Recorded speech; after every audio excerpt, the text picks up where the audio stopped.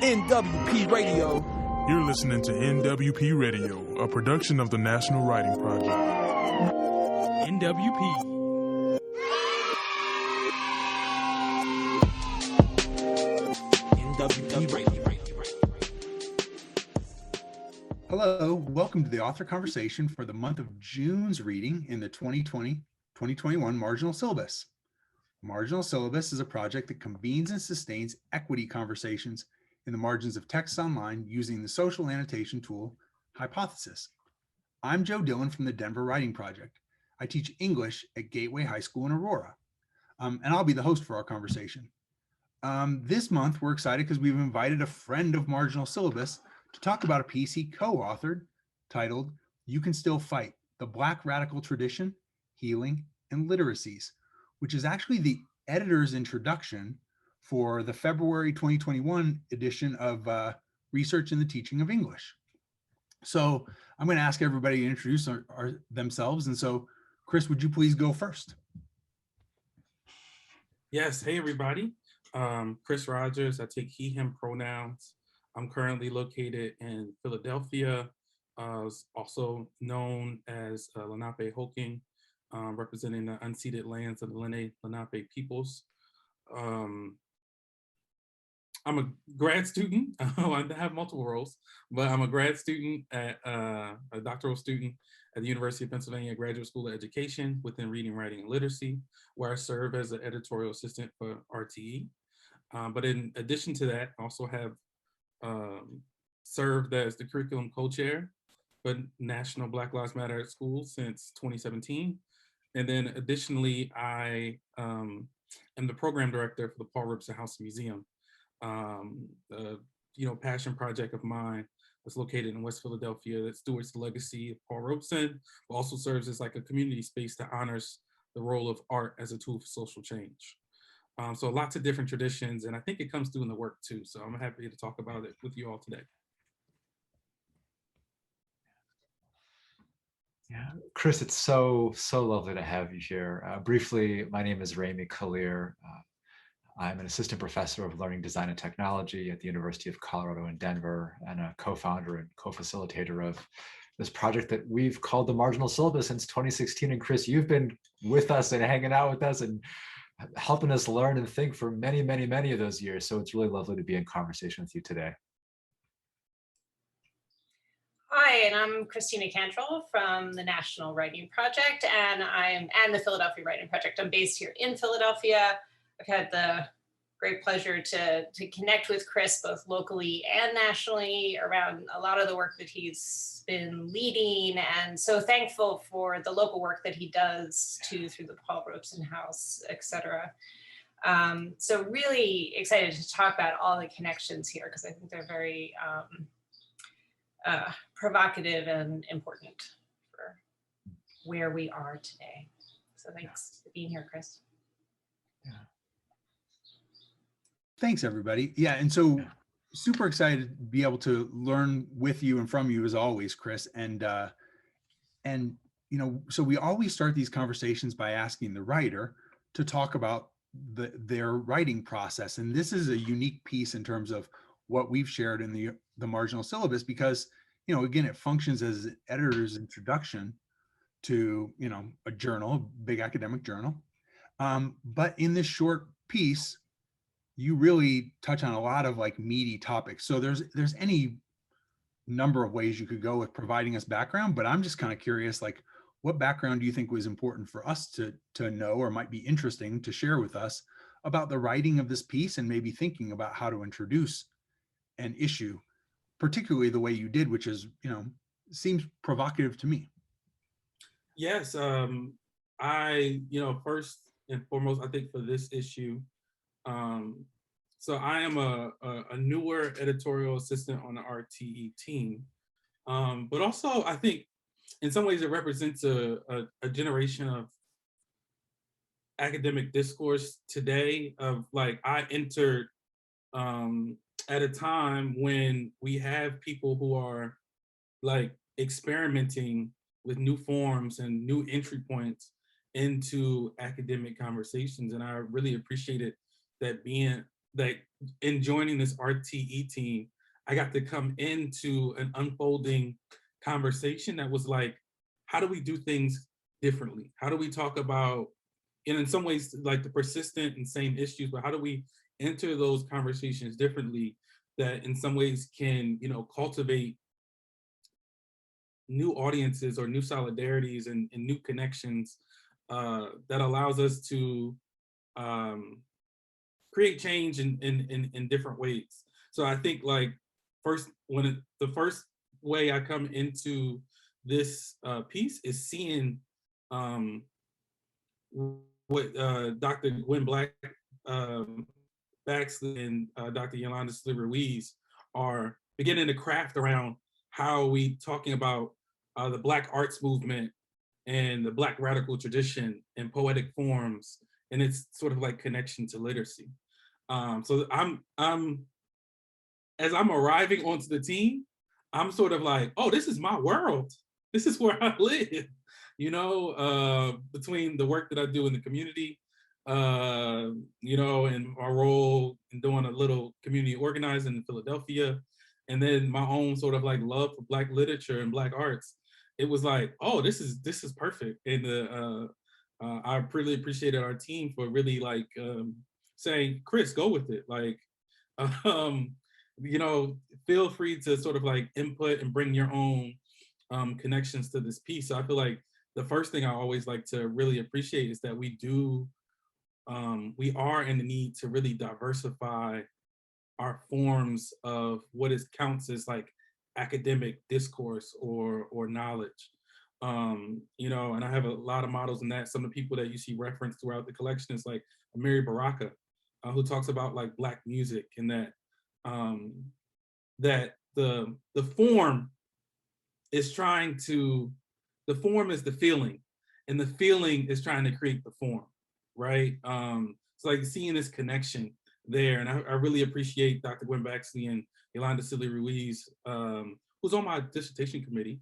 So grateful as a mentor to have her as a mentor, for really like giving me permission as a new person in this academic world to like step into that.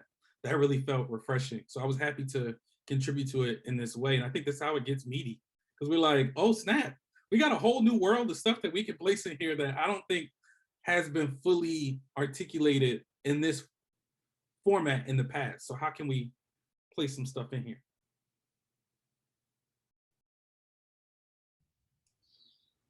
Yeah, I think that's awesome. And the one thing I would just ask you as a follow-up about the background on the piece is, you mentioned in the piece like when it was written, and I think it was written, if I have my highlights correct in front of me, that it was during the presidential election, and also sort of like at that time in terms of the COVID-19 pandemic. So maybe just like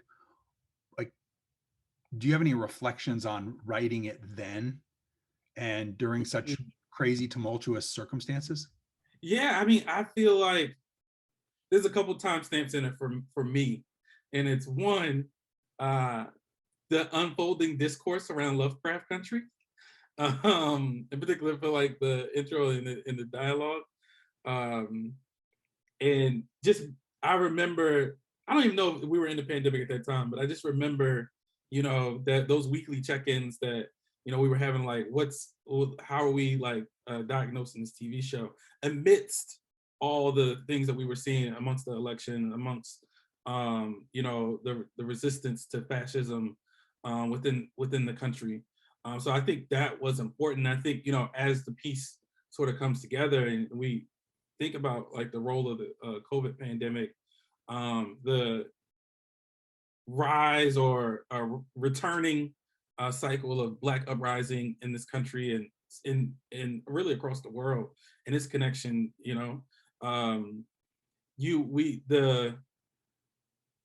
the moment to focus on the struggle, and how our literacies, our creative reflections allows us to contextualize that work. And what are the things that, and I mean, anything that I know with, Dr. Yolanda Ruiz is going to be like, well, what are the loving parts that sustain us through, right? What do we hold on to? Where's the love in this work? And I think that comes through, you know, really strong in their poetry. And I think in the other pieces that we have, you know, think about like Grace Blair's work around, you know, women of color, girls of color celebration, right? It is about that, right? Like, let's not just focus on the suffering. Let's not just focus, but let's think about what is our role, and what is the space that we create amongst ourselves that really allows us to continue, right? And I think that means a lot. That means a lot during the pandemic, right? And surrounded by so much loss and grief and mourning, that we have to remember and hold on to, that we do, and we constantly create spaces of, you know, someone, I heard, I'm always got a book around, Ronaldo Walcott calls it like glimpses of freedom, right? There's all these spaces that we can create, that create like glimpses of freedom around us. So how do we hold on to that and then turn that into like a praxis, if you will, of like, what does that work look like in classrooms? And then, but also through the poetry work, what does that work look like for us? Because we can't do it ourselves. There's no way we can teach about it.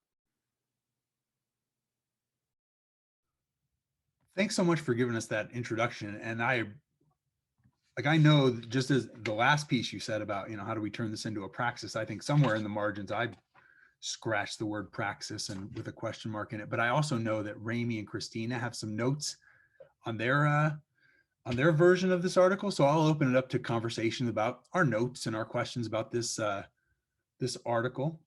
And certainly I'm going to circle back to Praxis, but I also know that Ramy's proud of his color-coded notes. So maybe we start with Ramy, or we start wherever folks want to start.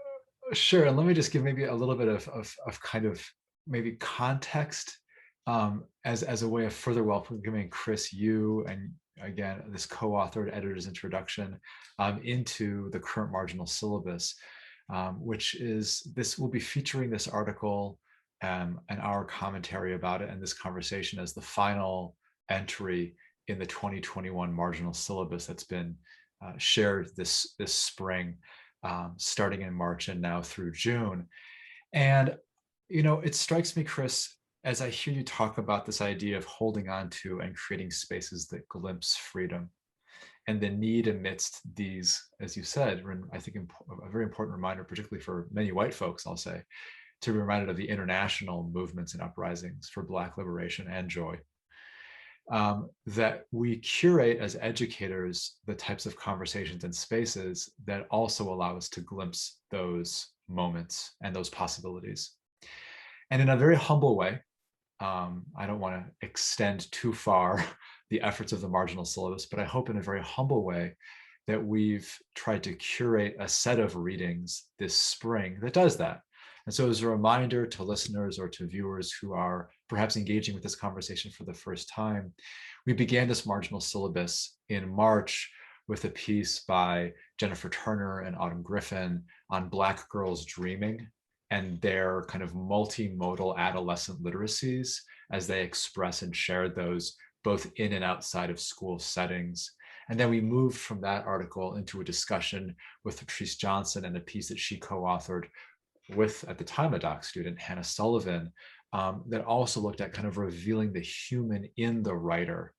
And I feel as though both of those pieces in particular in the syllabus, again, in their own ways, speak to the kind of praxis that, Chris, perhaps you've attuned us to today, which is that there are new forms of literacies, new types of expressions. Chris, again, as you said, and I've, again, always taken copious notes here, kind of new forms, as you were emphasizing earlier, new forms of knowing, new forms perhaps of being, that are important for educators. And I would argue particularly white educators, and particularly right now, to read about. And so that's been one of the motivations behind this particular marginal syllabus during this spring of the 2021, I guess, end of this academic year and moving into the next academic year, which has also been explicitly aligned to, and Chris mentioned his important work earlier, involved in the Black Lives Matter at Schools movement and a thematic year of purpose to orient educators specifically to this type of work. And so I just wanted to provide maybe some of that context as we've been curating resources and conversation over the past few months and kind of bring that into a kind of, in some ways, culminating conversation, Chris, with you today, which is just so appropriate for just, again, so many reasons, including, again, your past, leadership of this work, which is just great. So anyways, I just want to throw all that out there in my rambling and say, I'm so glad we're here. Thank you. Yeah, I need to offer a point of self-revision to say, when the new forms, it's also like a new to who, right? And the new to who is like this sort of like academic legitimation process of like what is sort of like treasure within like the sort of like Eurocentric Western academy. So like, because we talked about Black Lives, like you bring up Black Lives Matter at school, right? And one of the things that I'm working on right now is that part of what we're doing that is constantly, right, that's currently right now under attack in so many states across the United States where people are looking to ban what we are doing.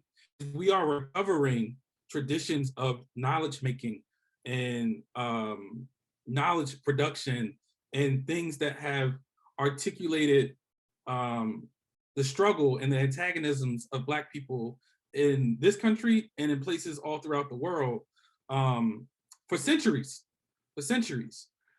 So it's not, so I was probably, I knew, yes, in some ways, but also like that importance of recovering these traditions, right? And bringing context to it is incredibly important. So I really love like the work that Marginal Syllabus does, because I think like, yeah, it gives you space to do that, right? And to, in particular, you know, annotations, and we talked about annotations a lot, is like to remember that, right? So like, I feel like if I use the word new somewhere, I want to go through and be like, no, new to who? Put the question mark there, just to remember that there are those models that come before us, right? And there are those traditions that come before us that are even in some ways operating when we don't even, you know, notice or recognize them. And in some ways for good reason, right? In terms of like, when I think about the role of popular education or political education, and in some ways we see right now in terms of like anti-racist education is sometimes putting a stranglehold on the ways that we debate and work through real serious, you know, contradictions, and trying to like package it and contain it into a textbook is not what it was built to do. So I don't know, that conversation just got me back into like the work that we're doing at Black Lives Matter at school, but also that the work that this entire project is about, right? Of like, it is this constant process, right? And that we can't step outside of the complexity of the process and try to just say, you know, here's what the finished product is. Here you go, read it, consume it. But it always has to be this active, dynamic, ends up like failure process of like trying to learn something and then trying to practice it. And I think sometimes even the distinction between learning something and practicing, you know, is a difference that needs to be explored too. So I don't know, that was a long comment just to say I was wrong about saying new, but thank you. Chris, I'm really often struck by the ways that you seem to be practicing what you are thinking about and, you know, exploring it in real time, whether it's through your activism, your community work. I mean, it's all kind of connected, I realize. And you might have just answered this question, but when I was looking at this edition, I was struck by all the contexts in which, the different contexts in which the articles that are collected here take place, right? So there's like after school program, there's a workforce context at the university, there's social groupings of young children, and then there's teacher pre-service. So it's really in very, very different contexts. And I was wondering, like, I'd love to hear more and you know, it might be also just me sort of start like understanding better what the Black radical tradition is, but I feel like that context is really important to, or I'm wondering about the relationship between those different contexts and the Black radical tradition that you've talked about in this introduction. Yeah, I mean, I appreciate that question. I've with in particular to like the Black radical tradition, which is I think most properly framed in through the work of Cedric Robinson, who talks about it within his book Black Marxism, which was just re-released through UNC Press. Make sure you get a copy if you don't have one. And he defines the Black radical tradition as this like long accumulation of intelligence that has been gathered from struggle, right? And I think one of the in particular to that book Black Marxism, what he's also doing is saying like, yes, Marxism is an incredibly important tool for thinking, for liberatory struggle, but also there are traditions that are indigenous to like Black to the Black community, the Black diaspora community, that also have like reshaped Marxism or reshaped our tools. So it was in some ways trying to recover that there are avenues of struggle that are happening in so many different places, and sometimes they are not like recovered, not talked about, not discussed. And I think that's important for why you see the diversity of locations or sites or spaces that are reflected in this collection.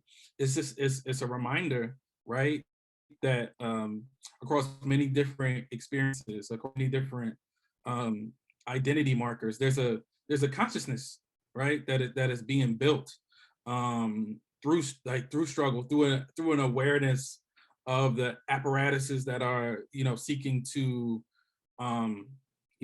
like repress creative expression or in some ways put it to control it or contain it.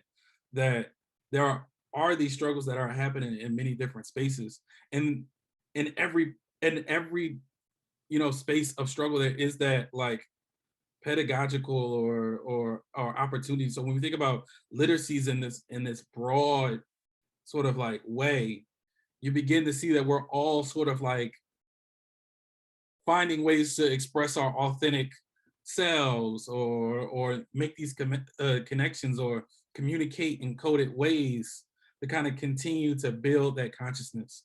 And I think that's what's there. And it's also a term that if people are watching this, you could kind of go deeper with, that is through the work of like Fred Moten and Stefanos Harney's Black study or radical study in the undercommons of this idea of like there are these modes of intellectual practice, that sometimes we don't give, credit to, or sort of like survive underneath in the subterfuge of what's happening. So like, I think for my own self, I always say like, when I was in high school, Chester High School in Chester, Pennsylvania, there was like English class.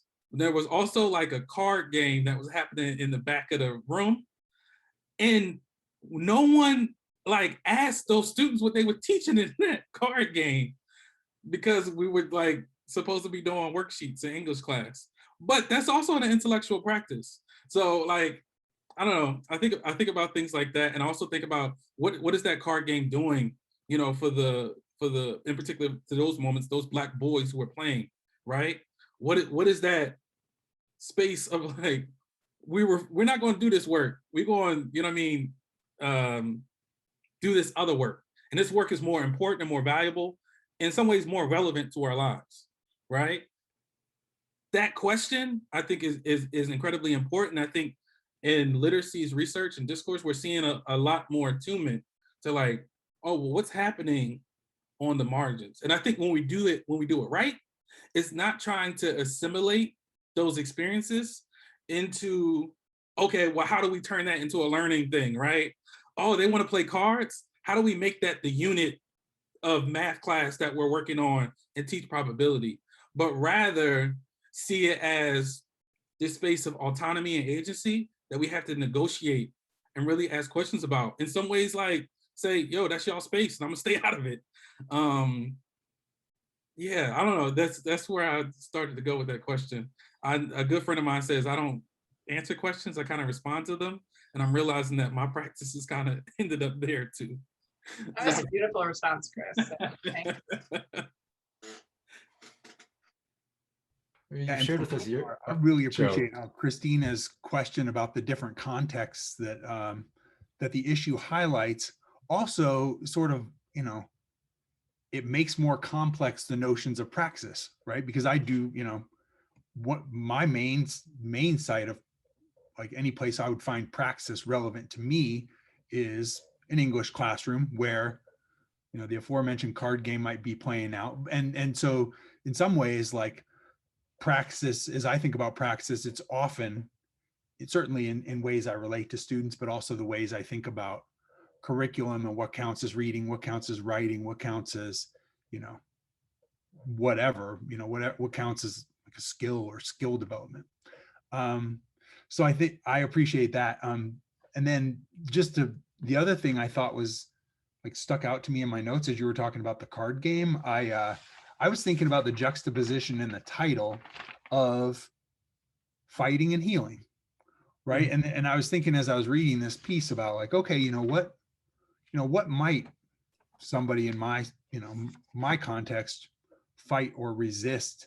And I wrote in the margins, maybe as I got toward the reference of an article that starts out talking about playful practices. And I thought about how play can give us a way to resist standardization. But I also think about how play can function to help us heal. So that's my sort of stream of consciousness response to your notion of framing literacies really broadly, and also the complexity of these different contexts and the way we think about literacy or praxis. Chris, if you don't mind me mentioning a continuity in these kind of associative trails, maybe that's how I would frame it for myself, as we respond. You mentioned something similar. You shared with us an analogy of the Morlocks. I don't know if you recall that. Yeah. And I just looked it up, if you don't mind me referencing it. In the Marginal Syllabus, in December of 2018, we read a piece by Dr. Poetics on the radical qualities of youth writing and literacy. And you were a guest among a number of folks on a conversation then. And you had added an annotation to her piece in which you wrote, "The shadows. I love the shadows." And then in the conversation we had with you, and again, a few other folks, you shared with us this extended analogy about the Morlocks. And I'm just reminded of that as a way in which, this collective intelligence, and again, our desire, our awareness of learning in these various spaces and relations has also been building over time. And I just wanted to appreciate, Chris, that there have been like kind of these years of associations and wisdoms that we've had with you in these conversations, and they're all there. Yeah. So thank you for that. Thank you for that. Like continuing that line. Yeah, and I appreciate that. And it's something that I definitely think about, and just like the varieties of work and platforms for work that we take on. It's just, I always say, like, everything ain't for everybody. You know what I mean? And I think in particular, we talked about this just about like us and Joe and Twitter, like, you know what I'm saying? There's times when I'm just watching the end game, and then I might just go on a rant about how critical race theory is just one manifestation of just one manifestation of the antagonism that Black people have realized in society. And that the fact that we're trying to contain the entire sort of like Black resistance into critical race theory is doing a disservice to both Black people's resistance strategies and critical race theory. And then the next tweet is about, you know, I wish Portland could have actually held it together in the third quarter. You know, so there's like those spaces and being in multiple things that are really important. And I think, you know, and just kind of connect it back. So I always got something around, I don't know if folks can see this, but name of this little pamphlet is called Letters, The Classroom is Burning. Let's Dream About a School of Improper Education. And I think another thing that brings me back to Gwen Baxley and Dr. Jan Ruiz is that this role of the arts. I spent numerous time, a lot of time while in my dissertation program, using my electives to go to the art school and think about like unlearning a lot of that like disciplinary structure that forces us to only, you know, see things in one way. A short story I can go back to is that, you know, I used to teach an 8th grade class in language arts. And they were, the young people were always upset with me because I wanted them to look at the book in 6 different ways, right? Through different interpretive lenses. To think about like, what is a connection that brings you into the book, but also what is the sort of like message of power that is unveiling in the book. So we would read like short sections, but the idea was I wanted you to think about multiple ways of reading something. Because I think when you have those multiple ways of reading something, it allows you to both see your relationship to it, but also understand the relationship that others may have to it. And within that, you grow a connection not only to your own experience, but to the like sociality of the classroom. And in some ways, what I'm working against, right, is that the school was sort of set up so that you just kind of focus on you and your success. And I'm telling you, no, it's important that you need to understand how the person next to you is thinking about this as well, and what is your connection to that person. So I think like the multiple avenues of work is important for that, because it is not an individual experience, right? And so how do we bring back that sociality? And that's what kind of like this little collection is about. And I'll make sure you guys get the link so that we can put it up, because I think it's important here to talk about collectivity and solidarity within the work and within literacies research. And that comes through in a lot of the collection pieces as well. That you see is, we hear about one person's breakthrough, but it's also connected to like this collective condition or context that gives way for those breakthroughs to happen.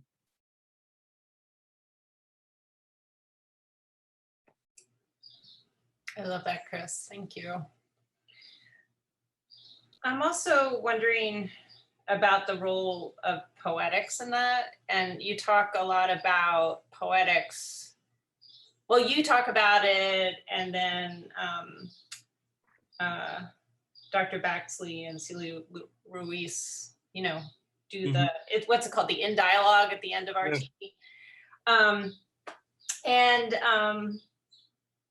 In this introduction, you say, we acknowledge that poetics encompasses poetry, but also so much more, right? So it is, so to me, what you just described is like deeply related to that sort of idea of poetics, I think. And so I'd love to hear you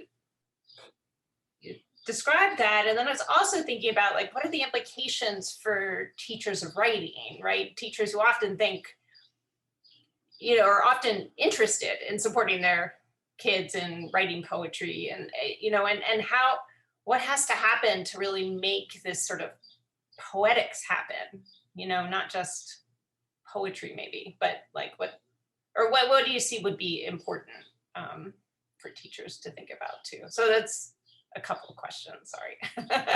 Yeah, I think, you know, on the poetic side of the game, S.A. Smythe, who's, I believe, currently a professor at UCLA.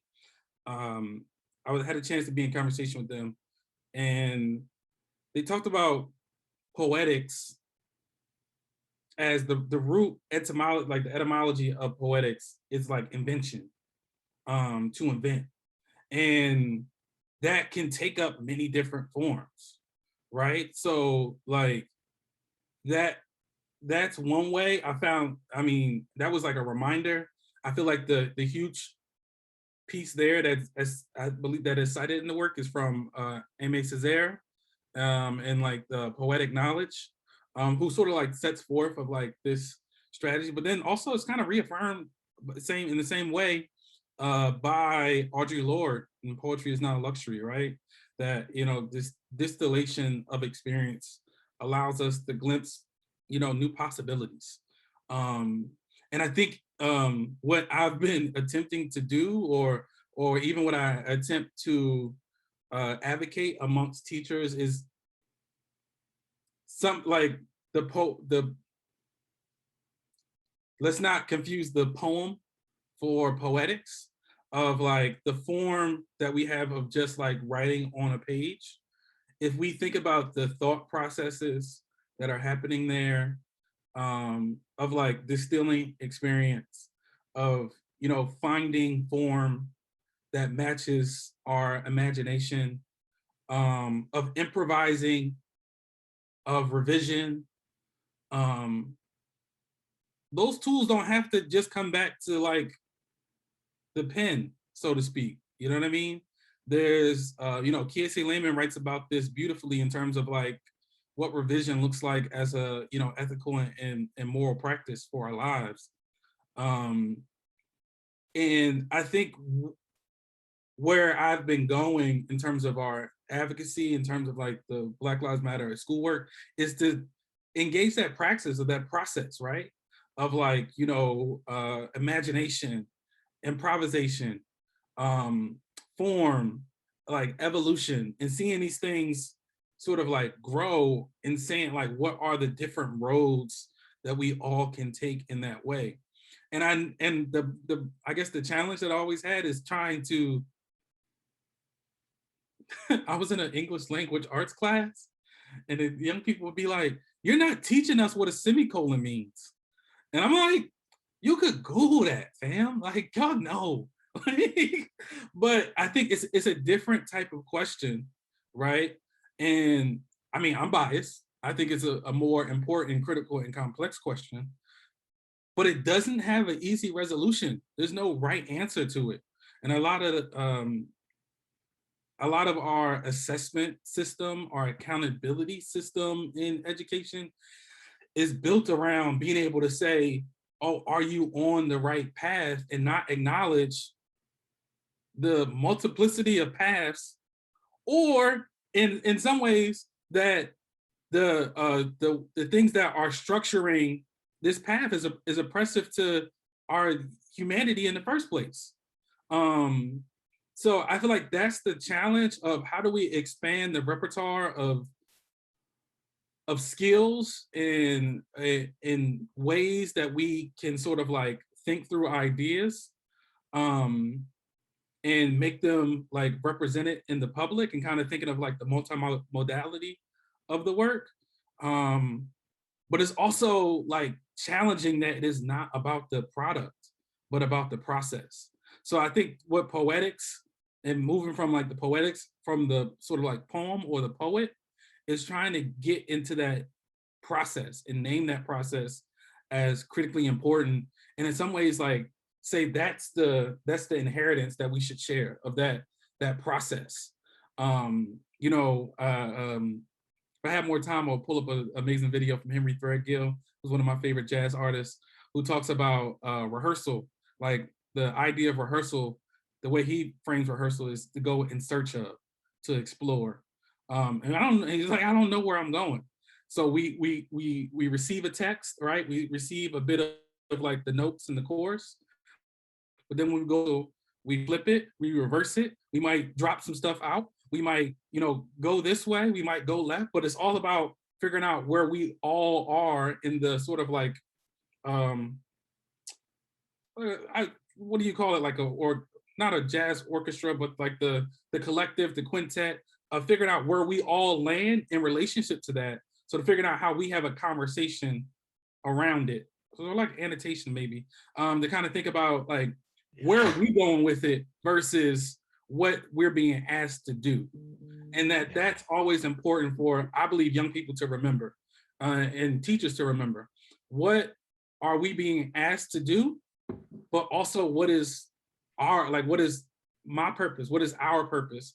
And those two things are like distinct and different. And you must hold attention to both of them, especially if you want to keep your direct deposit and health insurance. But it's important that you like consider what's possible with the situation that you're placed in. I hope that came together.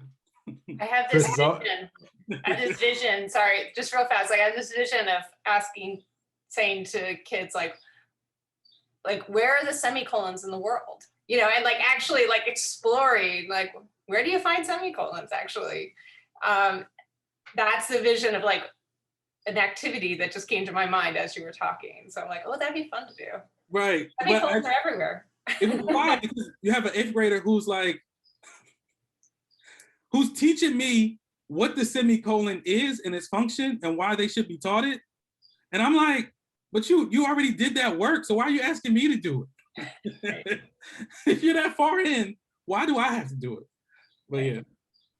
So this might be a little bit of a tangent, but I think it connects in the sense that you've talked quite a little bit about the English classroom, right?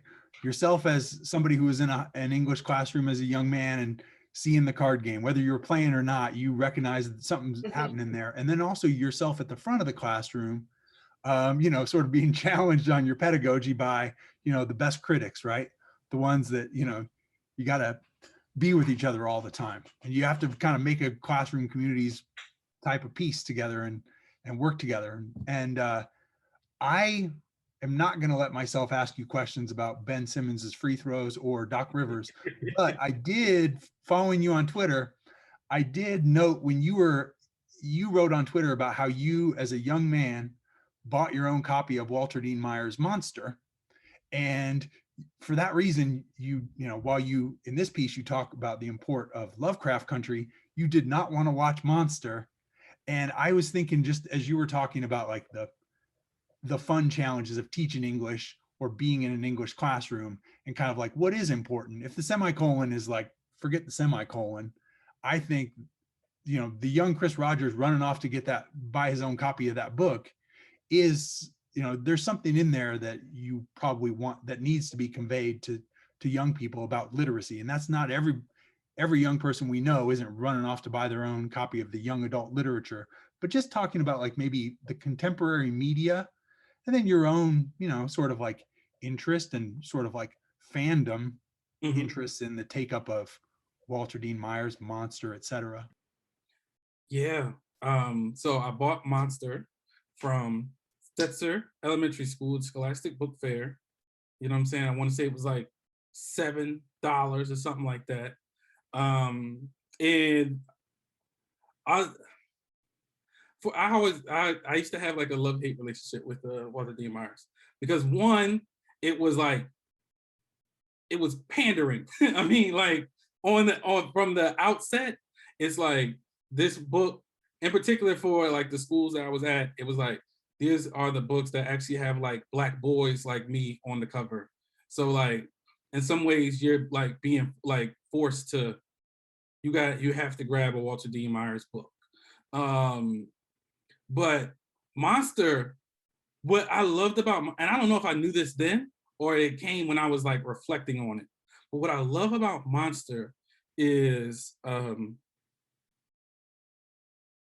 a colleague of mine, Rabani Garg, said this in relationship to another thing, but she said, it's not a representation of that person. It's produced by that person. So Steve, who's the main character in Monster, I feel like the magic of the book is not like narrating Steve's life for him. It is Steve producing a story about his own life.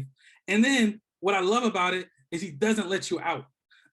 He doesn't give you the easy out of saying, I'm innocent or I'm guilty, or like, I need you to see me in one sort of way. It allows you, the reader, to decide. And maybe and Joe maybe making this connection, is that to me is probably the most important piece that I got out of my education in Chester, when you're seeing the the multiplicity of like social life happening or trying to be contained into one school, where you have a card game going on in the back, you got neighborhood gossip going on over here, and then you got a teacher who's doing their best, but not really relevant. So like, you have to decide and you have to choose how you show up. And you also have to imagine like your own sort of like ethics and morals of how you're doing that, because people are going to test you on it and say, yo, you know, peer pressure, all those sorts of things of like, go over here or do that. So like, I feel like the experience that I had of being around so much, for me, distraction was important to like hone in on what am I imagining, right? Or what are we doing? And I feel like in many ways our schools are robbed of that, or young people are robbed of that agency to sort of like find out how they like how do you want to show up, right? And how do you decide, how do you decide that? What ways are you thinking about that, right? And how do you articulate that, right? And bring structure to the things you refuse. I had a lot of practice at that when I was younger. I'm saying, no, I'm not doing it. I actually skipped out on, I didn't do test prep. You know, they tried to, No Child Left Behind, they're trying to like get the school all down to like just focus on test prep. And I mean, I was a smart kid. So I said, yo, I'm gonna pass that test. I am not wasting my entire next 3 weeks doing multiple choice tests in this class. I'm not doing it. And then my teacher gave me a 0 and I had to make a decision. And what I love about my ethics then, or I look back on young Chris and go, yes, I'm willing to live with the consequences of saying, oh, I'll take that 0, but I'm still not doing it. And I feel like that, like I always cheered for kids who would do that, who would get like sent to detention and would say, yo, I'll go to detention, but just know I meant that when I said what I said. I love that.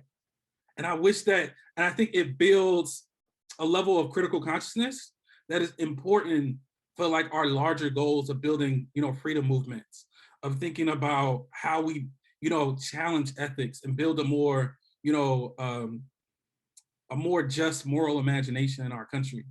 But I also realized that that's scary for folks, especially when it's Black. Especially when it's Black. It's like, no, like, how do we sort of like bring that agency or bring that imagination down? So I think, you know, through poetry, we have seen people practice that and build on that and maintain that. And our best poets have been able to hold on to that, right? And really challenge our society. James Baldwin talks about that a lot in terms of like the struggle between the artist and society. But like, I feel like we all have an innate ability to do that. It's just the structures of our society which sort of like is trying to cancel it. So I feel like as an educator, one of my goals has been to like restore that.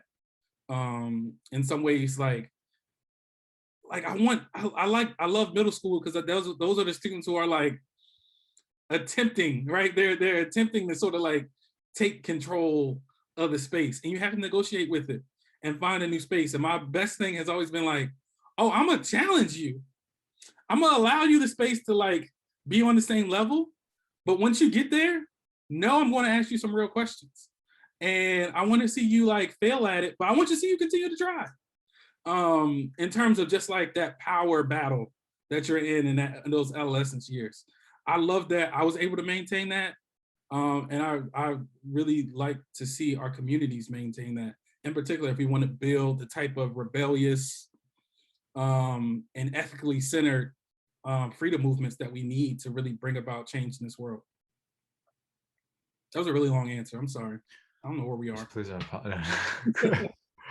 I mean, again, I mentioned earlier, I'm preparing to teach a class on Monday about school and society some books, and Chris, you're reminding me that this idea of ethical, justice-oriented resistance within structure, and you've been speaking in a variety of ways about structure of this whole conversation, whether it's, improv and jazz and, the structures of standards and how then those are maybe rehearsed to find a new ground, the structure of grammar, the structure of citational practice, which maybe I'll hold my question about that, but I do at some point really wanted to ask you about kind of citations as political practice and how that's also a kind of academic structure that can be resisted. And then of course, in the literacy classrooms, as you've been talking about, and Joe, your lovely question that kind of brought in this incredible analysis of Monster, and again, how to understand resistance within structure. And I think now so much about the work that educators, and I'm going to maybe qualify that to say maybe white educators specifically,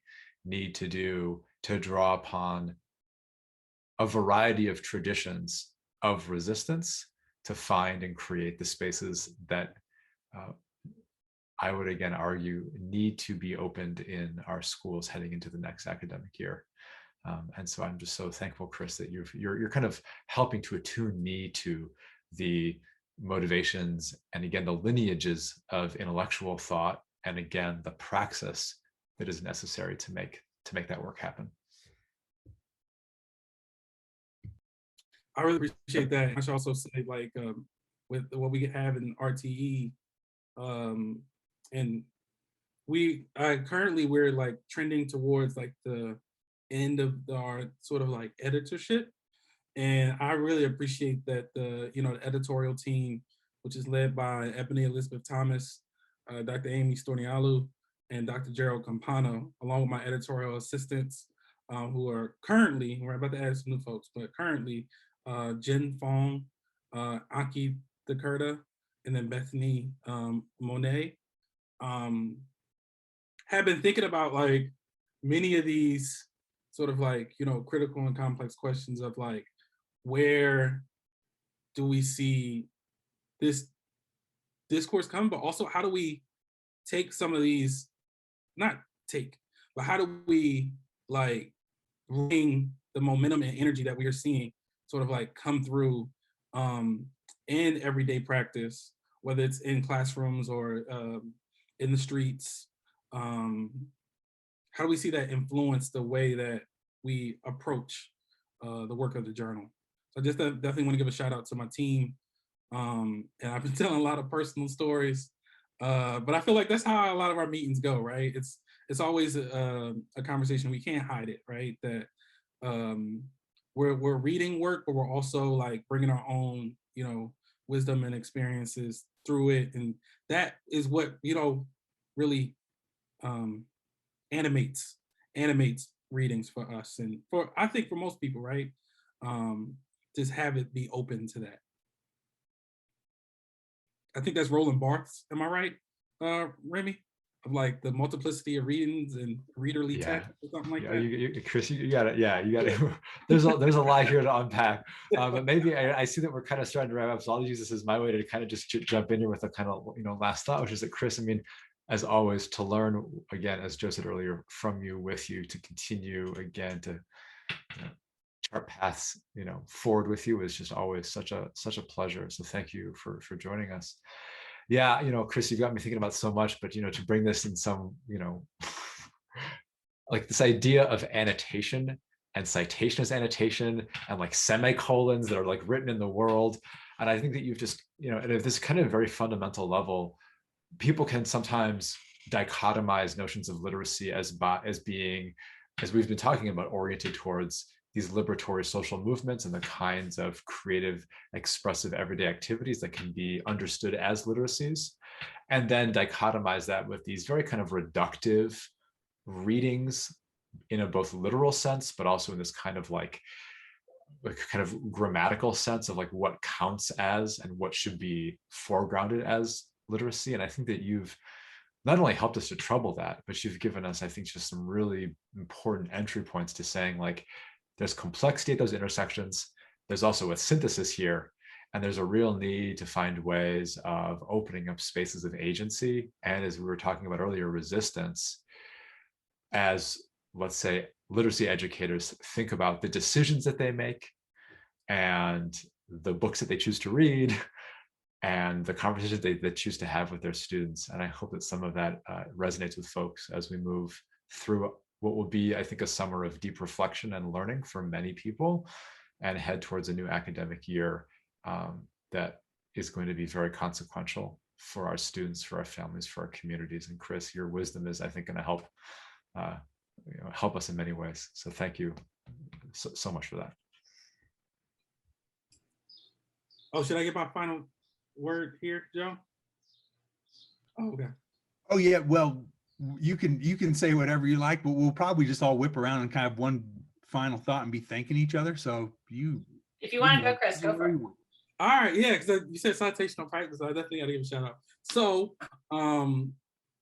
you know, let me lift up the citations that are behind me, right? So to the, you'll see a sign that says Free Mumia, which is the struggle to free Mumia Abu-Jamal, political prisoners who's been locked up since 1981 for a crime he didn't commit in Philadelphia. The mobilization to free Mumia Abu-Jamal in Philadelphia since 1981 has shepherded so many of us. And I'm saying, you know, someone who comes, I'm in a town right next to Philadelphia, Chester, but in terms of learning how to situate myself into like the Black radical tradition of Philadelphia, it really comes through both Mumia Abu-Jamal's writing and journalism, but also through the community that has really, you know, sprung up to think about how we free Mumia Abu-Jamal, but also all political prisoners. So shout out to Mumia, and just like lifting up that like all these things behind me have like these deep connections, right? And on top of that, you'll see this amazing essay, which I recommend to everyone, from Eduardo Galeano called In Defense of the Word, which talk about like the role of literature to transform society, and that we cannot think about that as a romantic practice, but rather see its connection to speak the truth about the world, right? And then create, and within that, open possibility.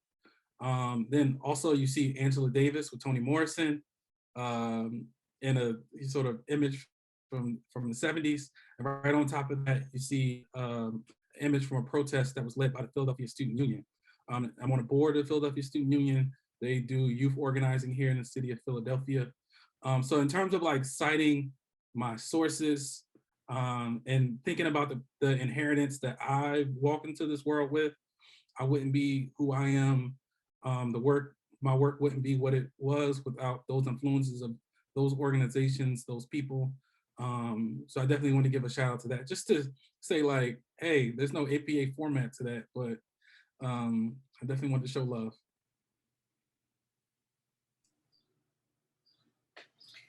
Thank you, Chris. A helicopter just went overhead. I think it was just a hospital helicopter, but you know, the policing in Philadelphia, often we have helicopters overhead, and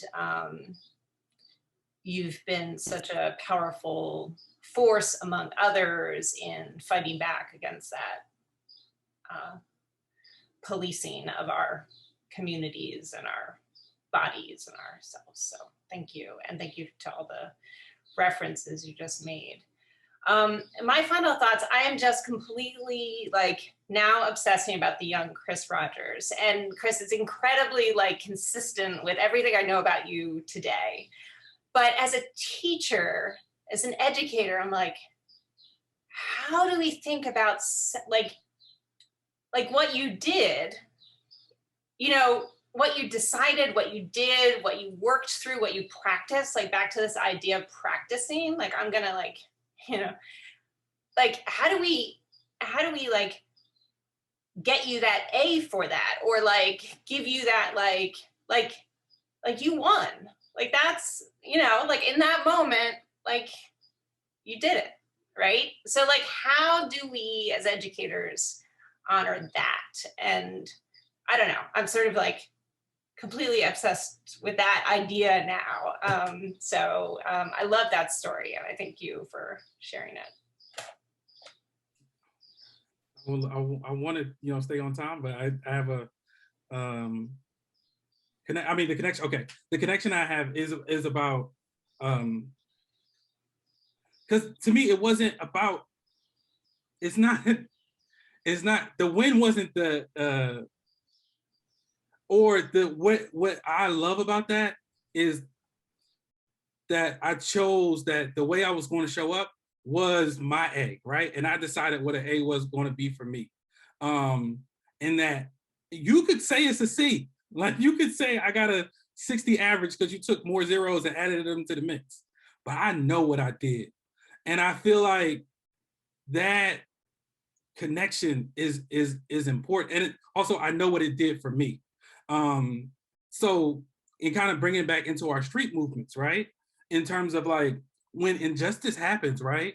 When we see like police violence take place in Philadelphia, there could be, you know, someone who is like, yes, petitioning City Hall, right? But there's also going to be someone who might, you know, burn down a Wendy's in Atlanta because of how like repressive and just like damaging this violence is. And in some ways, what I'm honoring is that like those are both true and valid responses for people.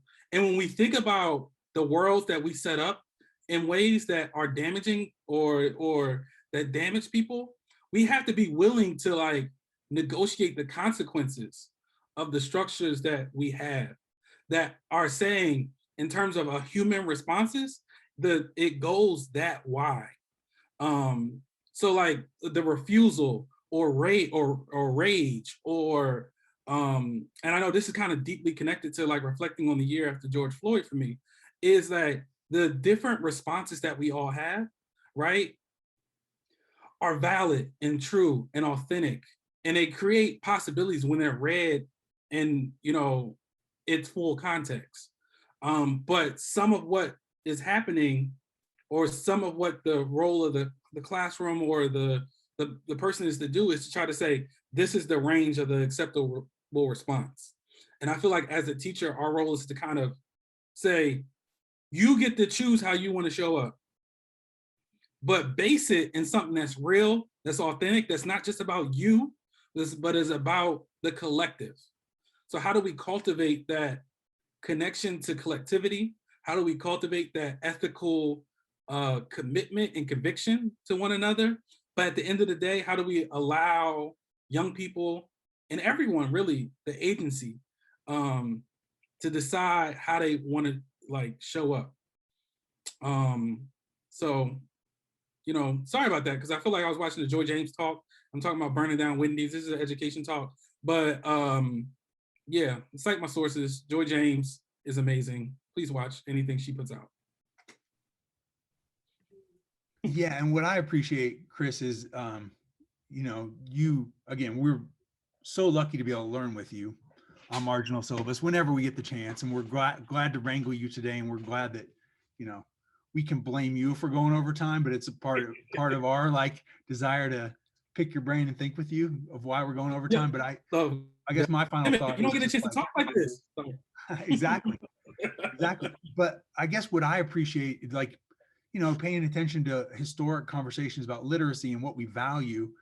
You know, forever we've been talking about the importance of agency as we're developing readers, writers, and speakers, right? But you know, there's, as you mentioned, you said it's scary when it's black. You said that earlier, and I would say like we've always talked about the value of agency, and we're really uncomfortable with this notion of activism. And I think that you just, like, for me, you just exemplify somebody who is like, oh, when somebody has an activist mindset, like that is there's probably lots of ways to have high degrees of agency, but that is certainly one of them. And so, you know, we need to spend more time thinking about the lessons we can learn from the young Chris Rogers, but you're still pretty young. We're still learning lessons from you. So we got to separate the two. But I just appreciate your time, and it's so great to talk to you. So I'll leave anybody else want to say thank you really quick before I read the outro badly like I always do. Just thank you, Chris. Thanks, Joe, Amy. Thank you all. Thank you for showing up. Thank you for showing up. Yeah, and so again, thanks everyone who watches. Again, this article is titled we strayed from the article appropriately as we promised we might, but the editor's introduction to the February 2021 edition of Research in the Teaching of English is titled "You Can Still Fight: The Black Radical Tradition, Healing, and Literacies." And Chris is one of a number of co-authors.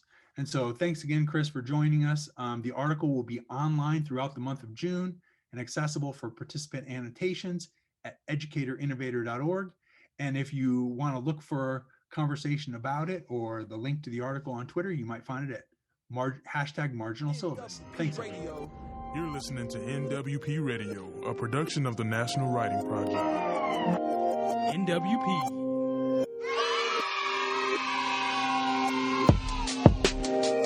NWP Radio.